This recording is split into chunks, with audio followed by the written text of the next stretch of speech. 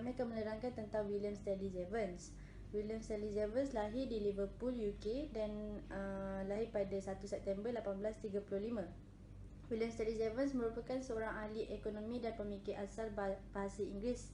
Bukunya yang berjudul The Theory of Political Economy pada tahun 1871 merupakan awal dari kaedah matematik dalam ekonomi. Jevons ni lahir di Liverpool, merupakan anak daripada Thomas Jevons, iaitu seorang saintis yang boleh dipercayai dan seorang penulis bidang ekonomi. Manakala ibunya pula Mary Ann Jevons merupakan anak daripada William Roscoe. Pada usia 15 tahun beliau iaitu William Stanley Jevons ni dia bersekolah di University College London. Pada masa ini beliau percaya beliau boleh menjadi seorang pemikir yang dipercayai. Setelah 2 tahun di University College London, secara tidak diduga beliau mendapat tawaran untuk menjadi penguji nilai logam di Australia. Akhir sekali, beliau telah menghasilkan sebuah buku yang berjudul The Principle of Science pada tahun 1866. Assalamualaikum warahmatullahi wabarakatuh. Saya akan menerangkan tentang buku yang ditulis oleh William Stanley Jevons, iaitu The Theory of Political Economy. William Stanley Jevons dianggap sebagai membawa kaedah-kaedah matematik pada kajian ekonomi.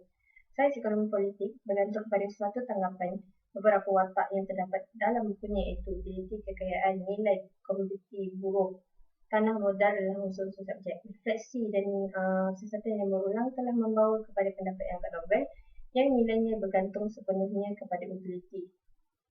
Okey, buku yang seterusnya adalah Money and the Mechanism of Exchange, iaitu buku ini adalah tentang deskriptif mengenai sistem keuangan sekarang dan masa lepas di dunia, bahan-bahan yang digunakan untuk membuat wang, peraturan-peraturan yang dikeluarkan, undang-undang semula jadi yang mengawal peredaran mereka, yang beberapa mod di mana ia mungkin digantikan dengan menggunakan dokumen. Terima kasih. Antara sumbangan signifikan yang diberikan oleh Jevons dalam sumbangan beliau adalah teori nilai Jevons. Teori nilai Jevons ini bergantung sepenuhnya ke atas utiliti. Individu perlu mengenal pasti dengan utiliti natural law untuk utiliti yang berbagai, dan utiliti yang berbagai ini ditentukan pula oleh jumlah barangan yang dimiliki, dan dia memberikan kesan signifikan dalam hukum permintaan dan juga penawaran dalam menentukan pencapaian utiliti individu berdasarkan teori pertukaran. Selanjutnya saya akan menerangkan sumbangan Jevons yang masih kekal sekarang hari ini. Teori pertukaran. Teori pertukaran Jevons menerangkan bahawa bagaimana pertukaran memberi manfaat kepada kedua-dua pihak. Teori ini menjadi asas kepada perdagangan antarabangsa pada masa sekarang. Seterusnya, beliau juga menerangkan suatu perdagangan akan terhenti pada titik di mana tidak memperoleh untung. Contohnya, negara A menerima manfaat dengan penjualan jagung berbanding daging, maka negara A akan pilih jagung kerana daging tidak menguntungkan. Kes ini dibawa peraturan iklim marginal. Sumbangan kedua Jevons yang masih kekal ialah teori utility suit sebagai kekurangan. Mengikut Jevons, utility tidak boleh diukur secara langsung, sekurang-kurangnya dengan alat yang ada di tangan. Contohnya, Jevons menyelesaikan paradoks water diamond di mana air lebih berguna dari berlian sementara berlian lebih bernilai daripada air. Dalam kes ini, prinsip utility suit sebagai kekurangan menunjukkan bahawa jumlah utility air adalah besar berbanding jumlah utility berlian.